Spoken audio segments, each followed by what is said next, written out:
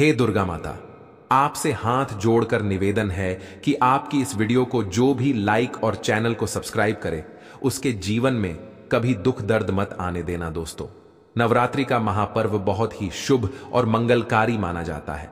नवरात्रि के पूरे 9 दिन गंगा जल की हर एक बूंद की तरह पवित्र माने जाते हैं। यह शुभ समय भक्तों के जीवन में खुशियों की सौगात लेकर आता है।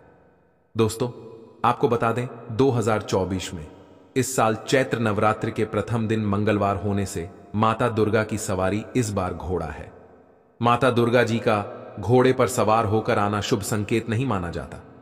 धार्मिक मान्यताओं के अनुसार जब भी माता दुर्गा जी घोड़े पर सवार होकर आती हैं तो सामाजिक और राजनीतिक स्तर पर बड़े बदलाव देखने को मिल सकते हैं। घोड़े को तीव्रता, युद्ध आदि का प्रतीक माना जाता है। इसलिए जब भी माता की सवारी घोड़ा होता है तो राजनीतिक गलियारों में हलचल देखने को मिलती है। देश और दुनिया में जंग के आसार बन सकते हैं और कोई बड़ा राजनीतिक परिवर्तन भी देखने को मिल सकता है। दोस्तों, इस बार नवरात्रि पूरे 9 दिनों तक मनाई जाएगी, ना एक भी दिन कम ना ज्यादा। पूरे 9 दिनों तक मनाई जाएगी।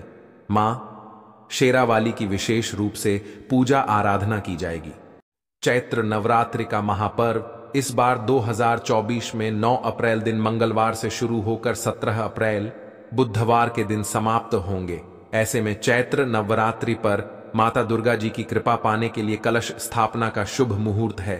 9 अप्रैल को सुबह 6:02 से 10:16 के बीच कलश स्थापना का शुभ मुहूर्त रहेगा। मुहूर्त में की गई पूजा बहुत ही शुभ मानी जाती है। इससे समस्त देवी देवताओं की कृपा प्राप्त होती है और पूजा पाठ का फल कई लाख गुना प्राप्त होता है। ऐसे में जो व्यक्ति नवरात्र आने से पहले घर से ये चीजें हटा देता है तो उसके घर में मां वैष्णो जी का होगा, आगमन माता लक्ष्मी जी का होगा, वास माता शेरोवाली आपकी झोली खुशियों से भर देंगी। इसीलिए नवरात्रि आने से पहले घर से ये चीजें फौरन हटा दें। दोस्तों, आज हम कुछ ऐसे ही गलतियों के बारे में जानेंगे जो अगर आपके घर में भी होती है तो माता लक्ष्मी कभी नहीं करती। ऐसे घर में प्रवेश, फिर चाहे आप कितनी ही पूजा पाठ कर लो, माता लक्ष्मी ऐसे घर में कभी नहीं आती। ऐसे घर से देवी देवता भी हमेशा रहते हैं नाराज। दोस्तों, पूरी जानकारी को देखने के लिए इस वीडियो को अंत तक जरूर देखें। सच्ची श्रद्धा से कमेंट बॉक्स में लिखे हर हर महादेव, ओम नमः शिवाय महादेव के लिए एक लाइक तो बनता है। दोस्तों, सबसे पहले नवरात्रि के पहले ही मंदिर की अच्छी तरह से साफ सफाई कर लें। मंदिर के अंदर अगर पुरानी मालाएं हैं, टूटी फूटी मूर्तियां हैं, उसके साथ ही खाली माचिस के डिब्बे रखे हुए हैं तो उन्हें बाहर फेंक दें तथा टूटी मूर्ति को किसी नदी में प्रवाहित कर दें। घर में छोटे बच्चों को नवरात्रि का व्रत नहीं रखना चाहिए। इससे उनकी जान को खतरा हो सकता है, क्योंकि इस व्रत में शरीर को अधिक शक्ति की जरूरत होती है। माता शेरावाली की तस्वीर अगर कांच के फ्रेम की है और वो कांच हल्की सी अगर टूटी हुई हो तो ऐसे कांच को बदलवा लें या ऐसी तस्वीर को जल में विसर्जित कर दें। टूटी मूर्ति की पूजा करने से, टूटी तस्वीर की पूजा करने से आपकी श्रद्धा, भक्ति, व्रत आदि सब टूट जाता है। आपका व्रत खंडित हो जाता है। दोस्तों, नवरात्रि के 9 दिन बहुत ही पवित्र होते हैं। नवरात्रि के 9 दिनों में आचार्य विचार और घर को साफ सुथरा और पवित्र रखना अति आवश्यक है। इसीलिए नवरात्रि के 9 दिनों में ब्रह्मचार्य का पालन किया जाता है और तामसिक भोजन ग्रहण नहीं किया जाता। नवरात्रि के 9 दिनों में माता रानी के भक्तों को प्याज, लहसुन, मांस, मदिरा और अंडे से दूर रहना चाहिए। अधिकतर भक्त इन नियमों का पालन भी करते हैं, लेकिन वो एक गलती कर बैठते हैं। वो नवरात्रि के 9 दिनों में अपने घर इन अपवित्र चीजों को रख लेते हैं। ऐसा भूलकर भी नहीं करना चाहिए। भागवत पुराण के अनुसार नवरात्रि के 9 दिनों तक माता रानी अपने भक्तों के घर में वास करती हैं। अगर आप भी चाहते हैं कि माता रानी आपके घर में वास करें तो आप अपने घर के वातावरण को पवित्र रखें और नवरात्रि शुरू होने से पहले ही अपने घर से प्याज, लहसुन, मिर्च, अंडा और मदिरा को बाहर निकाल दें। अपने घर को साफ रखें। इन वस्तुओं को घर से बाहर निकालने के बाद अपने घर में गंगा जल का छिड़काव अवश्य करें। भगवत गीता में भगवान कृष्ण जी कहते हैं, बगैर गंगा जल छिड़काए कोई भी मंगल कार्य सफल नहीं माना जाता।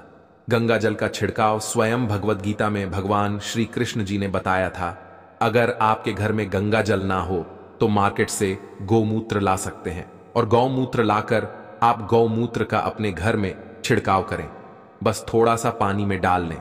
इससे आपके घर का वातावरण पवित्र हो जाएगा। घर में मौजूद नकारात्मक ऊर्जा भी नष्ट हो जाएगी।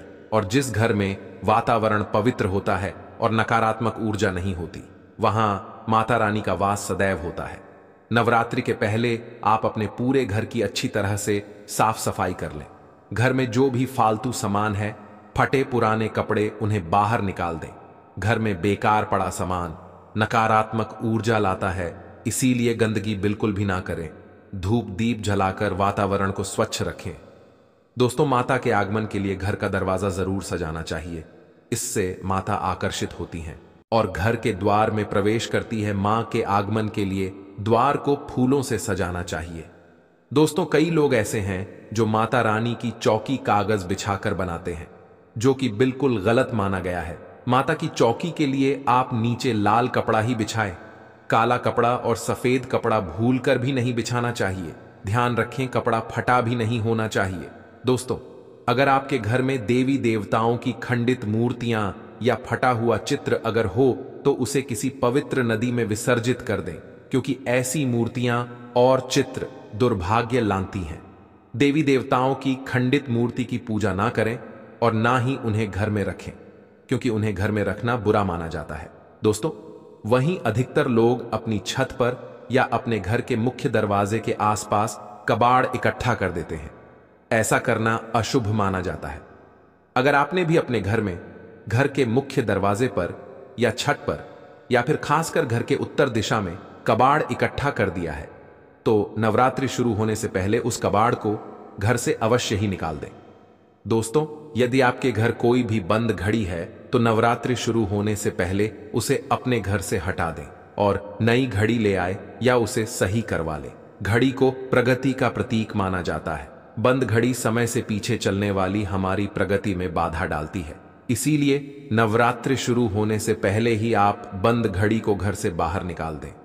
दोस्तों, अगर आपके घर के मंदिर में किसी भी तरह का कोई फालतू सामान रखा है, जैसे कि साड़े गले, फूल, अगरबत्ती, धूप बत्ती के डिब्बे या माचिस आदि के डिब्बे, या कोई भी खाली पैकेट मंदिर में ना रखें, या फिर कोई फटी पुरानी धार्मिक पुस्तक या भगवान के कोई पुराने कपड़े जो फट गए हैं या मुकुटमाला जो खराब हो गई है, तो उन्हें आप जितना जल्दी हो सके अपने मंदिर से हटा दें। नवरात्रि से पहले आप अपने मंदिर की और मंदिर के आसपास की साफ सफाई अवश्य ही करें, तभी माता रानी की चौकी स्थापित करें। इसके साथ ही आप अपने धन रखने के स्थान की सफाई भी अवश्य करें, क्योंकि नवरात्रि के दौरान माता लक्ष्मी भी गृह प्रवेश करती हैं। धन रखने के स्थान पर किसी भी तरह का कोई भी फालतू सामान, टूटा हुआ सामान ना रखें। धन रखने के स्थान को मंदिर की तरह ही साफ रखें। नवरात्रि के दौरान माता रानी की पूजा में कौंडियों को शामिल करें। माता रानी के साथ साथ रोजाना कौड़ी का भी पूजन करें। इसके बाद आप कौड़ी को धन रखने के स्थान पर रख दें। ऐसा करने से बरकत हमेशा होती है। अगर आपके पास पुराने जूते चप्पल इकट्ठे हो गए हैं, तो नवरात्रि से पहले उन्हें घर से बाहर निकाल दें। पुराने जूते चप्पल की अशुभता के कारण ही घर में नकारात्मक ऊर्जा आती है और घर में अशांति और कलह का माहौल रहता है। नवरात्रि आने से पहले घर से जाला निकालना ना भूलें। अगर जिस घर में जाला होता है, उस घर में माता रानी कभी वास नहीं करती। साथ ही साथ टूटे फूटे बर्तन अगर घर में पड़े हैं या टूटा हुआ आईना भी अगर घर में हो, तो उसे भी निकाल दें। घर में टूटे फूटे ईंट पत्थर भी नहीं रखना चाहिए, इससे माता लक्ष्मी नाराज हो जाती हैं। अब हम जानते हैं नवरात्रों के दौरान क्या नहीं खाना चाहिए और क्या नहीं पीना चाहिए, और कौन सा फल खाने से व्रत संपूर्ण और सफल हो जाता है। दोस्तों, नवरात्रि के दिन सेब जरूर खाना चाहिए। शास्त्रों में बताया जाता है कि भगवान के भोग में सेब आदि जरूर अर्पित किया जाता है। अगर आपका व्रत है तो आपको सेब जरूर खाना चाहिए। केला, पपीता, तरबूज और मीठे अंगूर जरूर खाना चाहिए। इन फलों से व्रतधारी को शक्ति मिलती है और व्रत संपूर्ण हो जाता है।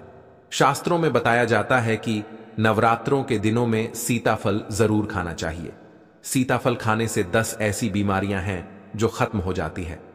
माना जाता है कि नवरात्रों के दिनों में सीताफल का घर में प्रवेश होना बड़ा ही शुभ माना गया है। सीताफल खाने से नवरात्रि का व्रत सफल हो जाता है, क्योंकि इसमें माता सीता का आशीर्वाद मिला हुआ होता है। नवरात्रि के दौरान इसे जो भी खाता है उसे दुखों का सामना नहीं करना पड़ता। सीताफल आपको जरूर खाना चाहिए दोस्तों। नवरात्रों में व्रतधारी को डब्बा बंद लस्सी, डब्बा बंद जूस नहीं पीना चाहिए। उसमें कई केमिकल मिले होते हैं जिसके कारण आपका व्रत टूट सकता है। जब भी आप फलों का जूस पिए तो याद रखें उसमें नमक ना डालें, नहीं तो व्रत टूट जाएगा। साथ ही साथ जूस में बर्फ भी नहीं डालना चाहिए।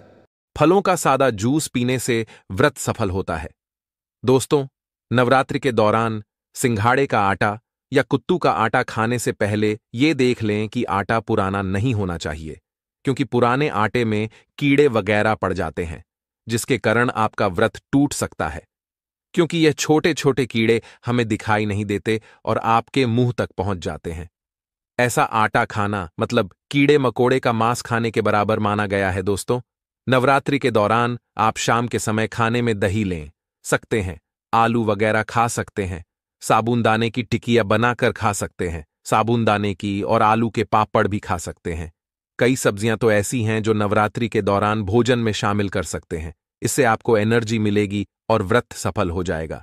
नवरात्रि के दौरान आप दूध पी सकते हैं जो आपको ताकत देगा, चाय वगैरह भी पी सकते हैं, लेकिन याद रहे उसमें नमक ना डालें। एक बात का ध्यान रहे, व्रतधारी को पेट भर खाना यानी गले तक भोजन नहीं करना चाहिए, नहीं तो व्रत रखना का कोई भी फायदा नहीं होगा। थोड़ा थोड़ा खा सकते हैं। दोस्तों, नवरात्रि के 9 दिन आदिशक्ति मां दुर्गा को समर्पित होते हैं। नवरात्रि के 9 दिन माता रानी के 9 अलग अलग स्वरूपों का पूजन किया जाता है। नवरात्रि के 9 दिनों में माता रानी को अलग अलग स्वरूप के हिसाब से अलग अलग पुष्प, अलग अलग भोग अर्पित किया जाते हैं। लेकिन क्या आप जानते हैं कुछ ऐसी वस्तुएं जिन्हें नवरात्रि के दौरान भूलकर भी माता रानी को अर्पित नहीं करना चाहिए? अगर इन वस्तुओं को आप गलती से भी माता रानी को अर्पित कर देते हैं तो आपको व्रत और पूजन का पूर्ण लाभ नहीं होगा। इसीलिए माता रानी की कृपा प्राप्त करने के लिए आपको यह जानना अति आवश्यक है कि वो कौन सी ऐसी वस्तु है जो माता रानी के पूजन में भूल कर भी इस्तेमाल नहीं करना चाहिए। तो आइए मां का जयकारा लगाते हुए वीडियो को शुरू करते हैं। दोस्तों, नंबर 1, नवरात्रि के दौरान शादीशुदा महिलाओं को सफेद कपड़े पहनकर पूजा पाठ नहीं करना चाहिए। साथ ही साथ काले कपड़े भी नहीं पहनना चाहिए, इससे पूजा व्रत आदि खंडित हो जाती है। माता की चौकी जब आप लगाएं तो उसके नीचे कागज नहीं लगाना चाहिए। माता की चौकी हमेशा लाल कपड़ा बिछाकर ही बनाना चाहिए। हमेशा याद रहे, नवरात्रों के 9 दिनों तक व्रतधारी को अपना आसन माता की चौकी के आगे ही लगाना चाहिए और वहीं पर आपको सोना चाहिए। मंदिर को नवरात्रि के दौरान अकेले नहीं छोड़ा जाता, बहुत ही अशुभ माना जाता है। इससे दुर्गा माता नाराज हो जाती है और हमेशा के लिए चली जाती है। दोस्तों, नंबर 2, नारियल हिंदू धर्म में नारियल को समृद्धि, धन, श्रद्धा और सम्मान का सूचक माना जाता है। नारियल को श्रीफल भी कहा जाता है। नारियल को सुख समृद्धि में वृद्धि करने वाला माना जाता है। नारियल का हर मांगलिक कार्य में विशेष महत्व होता है। जैसे कि आप सभी जानते हैं कि माता रानी के कई मंदिरों में नारियल से बलि भी दी जाती है और माता रानी के पूजन में नारियल का इस्तेमाल हम सभी करते हैं। खासकर कलश की स्थापना नारियल रखकर ही की जाती है। माता रानी के पूजन में हम नारियल इस्तेमाल करते समय कुछ गलतियां कर बैठते हैं। दोस्तों, नारियल कई प्रकार के होते हैं, एक हरा दूसरा सूखा, जिसके अंदर पानी होता है। जिस नारियल के अंदर पानी होता है, माता रानी के पूजन में सदैव पानी वाला और जटा वाला नारियल ही इस्तेमाल करें। नारियल का पूर्ण होना चाहिए। नारियल चटका हुआ या टूटा हुआ नहीं होना चाहिए, क्योंकि साबुत नारियल ही पूर्ण और पवित्रता का प्रतीक होता है। साबुत नारियल ही सुख समृद्धि का प्रतीक होता है। साबुत नारियल को ही श्रीफल यानी कि मां लक्ष्मी का फल कहा जाता है। नवरात्रि में माता रानी के कलश की स्थापना करते समय जटा वाला यानी कि पानी वाला नारियल ही कलश पर स्थापित करना चाहिए। साथ ही यह ध्यान रखना चाहिए कि नारियल को सदैव कलश के ऊपर लिटाकर रखना चाहिए। घट स्थापना करते समय कभी भी नारियल को खड़ा करके नहीं रखा जाता। नारियल को सदैव लिटाकर कलश के ऊपर रखा जाता है। साथ ही नारियल को स्थापित करने से पहले आप नारियल को लाल कपड़े में लपेटकर उस पर और फिर लाल चुनरी उड़कर आप नारियल को कलश के ऊपर स्थापित करें। शास्त्रों के अनुसार कलश के ऊपर जब सही तरीके से नारियल रखा जाता है और सही प्रकार का नारियल रखा जाता है, तभी व्रत और पूजन का पूर्ण फल प्राप्त होता है।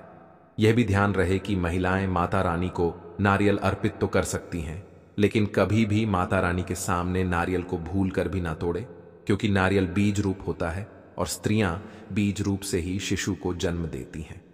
इसीलिए कभी भी महिलाओं को नारियल नहीं तोड़ना चाहिए। दोस्तों, नंबर 3, लौंग हम सभी माता रानी के पूजन में इस्तेमाल करते हैं, लेकिन लौंग का इस्तेमाल करते समय एक बहुत बड़ी गलती कर बैठते हैं।